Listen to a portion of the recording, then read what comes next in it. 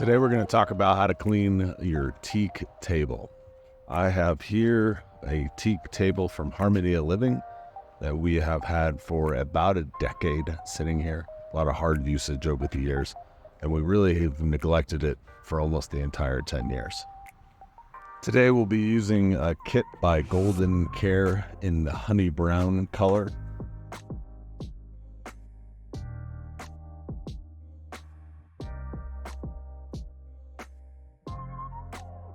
First, we're just gotta blow off all the dirt. All right, our first step is applying the cleaner. You want to put on gloves first, eye protection, soak the table with water, and then go ahead and scrub it with the cleaner. One problem I see we're already having is that it's pretty hot out today. It's about 99 degrees, somewhere around 100 here in Colorado. And Colorado's very dry, so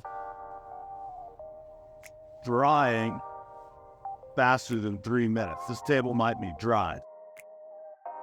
Our next step is to use the scrubbing pad and to go in the grain direction.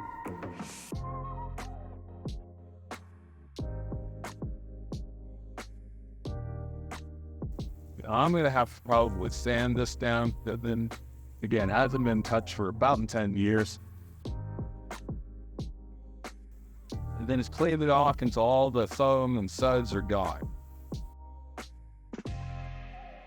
You're not supposed to use a power washer on teak.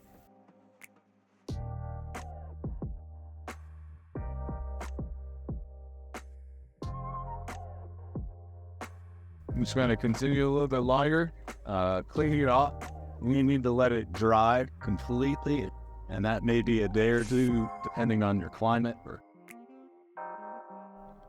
Well, that lightened up a lot once it dried. I mean, that's a pretty incredible bright. We still have some dark spots and some stains, things that I'm going to need to work on with the sander. The kit does come with some fine grit sandpaper, but doing a whole table like this with some of those marks in there with just a little piece of paper seems awfully tedious. So I'm going to hook up a little sanding mouse and then get to work. Just want you to be able to see here, we got a nice light teak finish once we get it sanded. So I'm going to go ahead and get to work on the rest of the table. All right, we've spent about an hour and a half or so sanding. Looks pretty good. Some of those stains in there were really deep, especially down on this right end. And so it took a while to get it good. So I'm going to go back and we're going to do another round of using the cleaner and the scrubbing pad just to give it one last good cleaning.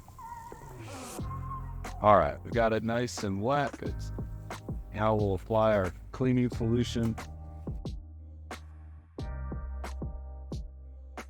All right, we'll let it sit for a few minutes. And we will get our scouring pad back out. We will rinse off until all bubbles are gone. This is day 2. Today we'll be applying our teak protector. First thing to do is shake this up. It has some color dye in it. So one thing to know about this is we're going to apply a couple of coats. This will last twice as long as like a teak oil, and it's recommended we do it at least once a year. And we will apply with a lint-free cloth on a clean, dry table. It recommends at least 1 coat to 2 coats. We're going to do 2 coats.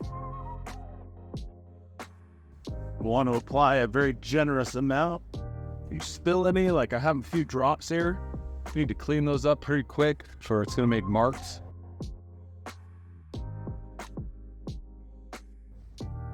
We'll let this dry for an hour, and then we'll come back and we'll do another coat. We'll see how it looks. If it's a little uneven, we may do a 3rd coat. They don't recommend necessarily more than 2 coats, but we'll just see how this absorbs and kind of soaks in. So this is after our first coat. Hasn't dried yet.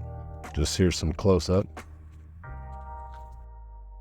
All right, we're going to go ahead and apply our final coat here of our teak protector.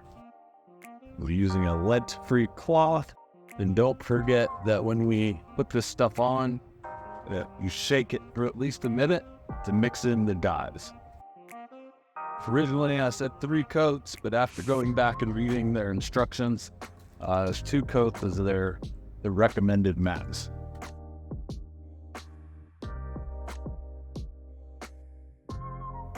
All right, that's it. We'll let it dry.